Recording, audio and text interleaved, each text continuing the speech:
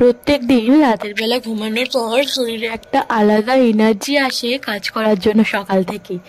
আজকে জানো তো আমার শরীরে এক ফোঁটা এনার্জি পাচ্ছিলাম না, মানে বিছানা থেকে আমি উঠতেই পারছিলাম না, এক কথায় যেটা বলতে পারো। সকালবেলা তো উঠতে পারিনি, সেই দেখে শানু বলেই ছিল যে না থাক, আজকে রান্না করতে হবে না, আজকে তুমি রেস্ট নাও। সকাল থেকে পড়াইও নি, এখন ওই 11:30 মতন বাজে। এবার দেখছি না উঠলেই নয়, মানে ঘরটা তো বাসি ঘরটা পড়ে রয়েছে, আমার ঘরে গোপাল রয়েছে, এবার গোপালকে তো আমাকে ঘুম থেকে তুলতেই হবে। তো সেই হিসাব করে 11:30 সময় এক প্রকার জোর করেই আমি বিছানা থেকে উঠলাম। জানি না মাঝে মধ্যেই কেন শরীরটা এখন এরকম করছে, কখনো রাতের দিকে খারাপ হচ্ছে তো কখনো সকালের দিকে। তো 2-3 দিন আগে রাতের দিকে প্রচন্ড খারাপ হয়েছিল, রাতের দিকে হলে তবু ঠিক আছে, সকাল থেকে সমস্ত কাজ হয়ে যায়, রাতের দিকে শরীরটা খারাপ লাগলে রেস্ট নেওয়া যায়, তবে সকালের দিকে শরীরটা খারাপ হলে না একদমই অসুবিধা হয়ে যায়, সকাল থেকে কাজ করা যায় না। আর সব থেকে বড় কথা, আমার বরের জন্য আমি রান্না করতে পারি না, ও কাজে যায়, ওকে নিজে রান্না করে নিতে হয়।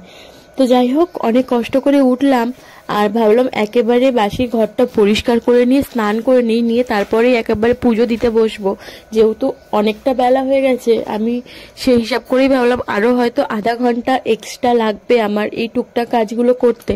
তো সেটাই করছিলাম, বিছানা গুছিয়ে ঘরটা ঝাড় দেওয়ার আগে দেখলাম এইসব জায়গাগুলো একটু ঝুল লেগে আছে, তো সেই ঝুলগুলোই ছাড়ছিলাম। আর বাঙ্কারের ওপরটাও একটু ঝুল ছিল, তবে একদম ওপরে তো আমার হাত যায় না, আর ঝুল ঝাড়ুটা না ভেঙে গেছে। এখন এই ঘর ঝাড় দেওয়া ঝাড়ু দিয়ে ঝুলটা ঝাড়তে হয়, তার জন্য পুরো ঝুলটা আমি আর ঝাড়তে পারি না, যতটা হাত যায় ততটাই ঝাড়ি। তো ঝুল ঝেড়ে তারপরে স্নান টান করে একেবারে চলে এসেছি পুজো দিতে। তো চুল ভিজিয়ে স্নান করেছিলাম, তবে না চুল খুলে পুজো দিচ্ছি না। আমি অনেক কিছু দেখে দেখে শিখি, আর সত্যি কথা বলতে আমি শেখার চেষ্টাও করি। তো সেদিনকেই এক জায়গায় দেখছিলাম নাকি চুল টুল খুলে পুজো দিতে নেই। আর আমি যখন মায়াপুরে গেছিলাম তখন মায়াপুরে যারা গার্ড দিচ্ছিল, মানে মন্দিরে ঢোকার আগে যারা গার্ড দিচ্ছিল, চেকিংয়ে ছিল, তো তারাও সবাইকে বলছিল চুল বাঁধুন চুল বাঁধুন।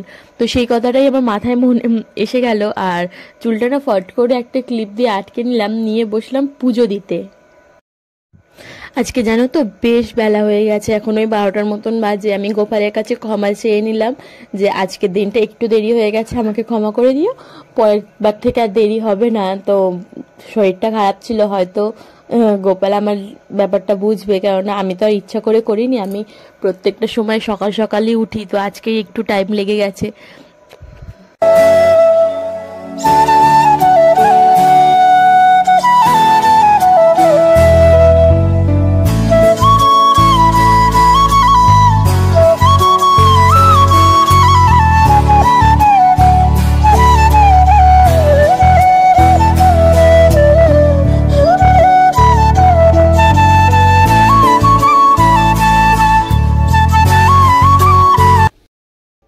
পুজো টুজো দিতে দিতে অনেকটাই টাইম হয়ে গেছিল, প্রায় 1টা বেজে গেছিল। 12:30টার সময় পুজো দিতে বসেছে, 1টা বেজে গেছিল। তার জন্য আর কি করব, একটু সিদ্ধ ভাত বসিয়ে দিলাম আমি, ওই চাল আলু আর টমেটো একসাথে দিয়ে দিলাম, সিদ্ধ করে নিলাম। আর আমি সত্যি কথা বলতে এই খাবারটা আমার প্রচণ্ড ভালো লাগে, আমাকে যদি সারা মাস দুবেলা আমাকে এই সিদ্ধ ভাত গরম গরম দেওয়া হয় আমি সেটাই খাবো। তার জন্য আর নিজের জন্য এক্সট্রা কিছু না করে, এমনিতেই শরীরটা খারাপ, যতটা তাড়াতাড়ি পারা যায় করব। আর আমি ভেবেই রেখেছিলাম আমি কাজ বাজগুলো তাড়াতাড়ি সেরে নিয়ে না আরও একটু শোবো, কেননা একটুও ভালো লাগছে না, মাথা পুরো ভারী হয়ে আছে। তো আমার জন্য ভাত করলাম, আর ম্যাক্সের জন্য এখানে মাংস বসালাম। আমার ম্যাক্স এখানে কিরম বসেছিল, আর কোনো একটা আওয়াজ পেয়েই ওর যে দৌড়ে গেল, এইরকম মাঝে মাঝে দৌড়ায় না, আমার প্রচণ্ড মানে আচমকায় শুনতে পাই, তো ভয়ও পেয়ে যাই মাঝে মধ্যে। তো ওখানে ভাতটা বসিয়ে দিয়ে এলাম, এখানে এসে ঘরে একটু এবার শুলাম, একটুও ভালো লাগছে না, হয়তো তোমরা আমার মুখ দেখে বুঝতেই পারছো শরীরটা অনেকটাই খারাপ। তো একটুও ভালো লাগছিল না বলে একটু বিছানায় এসে গাটা এলিয়েই দিলাম।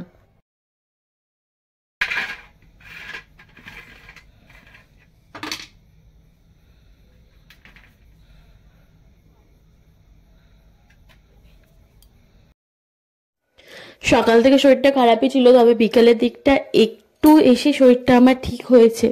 তো বিকেলবেলা বলতে শানু আজকে তাড়াতাড়ি কাজ থেকে চলে এসেছিল। আমার শরীরটা খারাপ ছিল, তো দেখো ওষুধ খাই না খাই, কেউ পাশে থাকলে না আমার শরীরটা সত্যি করে, কেউ বলতে ও যদি পাশে থাকে আমার শরীরটা সত্যি করে একটু ভালো লাগে। আর আমি সত্যি কথা বলতে খুব তাড়াতাড়ি ওষুধ খেতে চাই না। আমার যখন অনেক বাড়াবাড়ি হয়ে যায়, প্রচণ্ড বাড়াবাড়ি, একদমই বিছানা সজ্জা হয়ে যাব, সেরকম টাইমে ওষুধ খাই, না হলে একদমই ওষুধ খেতে চাই না। তো সকাল থেকে ঠিক অনেকই খারাপ ছিল, তবে সন্ধ্যের দিক থেকে একটু ঠিক হয়েছে। ও যখন ঘরে এলো ভাবলাম একটু চা করি, চা খাই, তাহলে মাথাটা তো ছাড়বে, মাথাটা তো একদম ভারী ভারী মতন হয়ে আছে।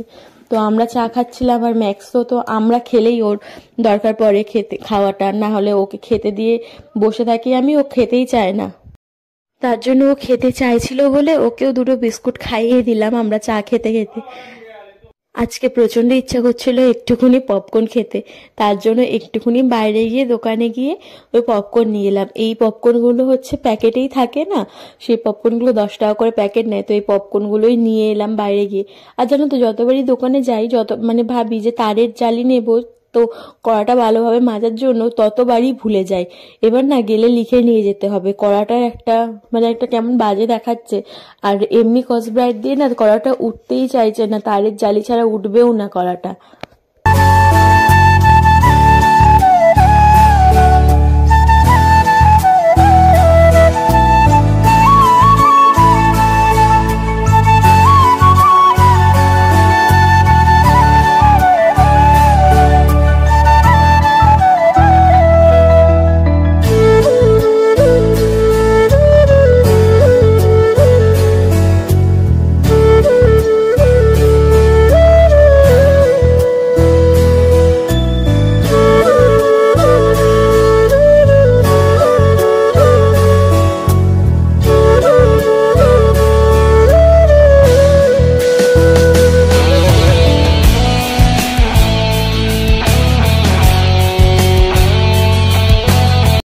প্লেন পপকর্ন খেতে একদমই ভালো লাগে না, তার জন্য একটু ম্যাগি মশলা দিয়ে দিলাম, তাতে মশলাটা দিলে পপকর্নের একটা টেস্ট আলাদাই হয়ে গেছিলো, সত্যি ভালো লাগছিল। আর এরপরে আর ভিডিও শ্যুট করা হয়নি, তার জন্য ভিডিওটা এতটাই থাকলো। দেখা হবে কালকে নতুন একটা ভিডিওর সাথে। আর তোমাদের যদি ভালো লেগে থাকে ভিডিওটা অবশ্যই একটা লাইক কমেন্ট করো, আর চ্যানেলটা কিন্তু সাবস্ক্রাইব করে আমার পাশে থেকো। চলো সবাইকে টাটা, গুড নাইট, সবাই ভালো থেকো আর সুস্থ থেকো। আর প্রোফাইল থেকে দেখলে ফেসবুক, তো ফলো করে দিও। চলো সবাইকে টাটা।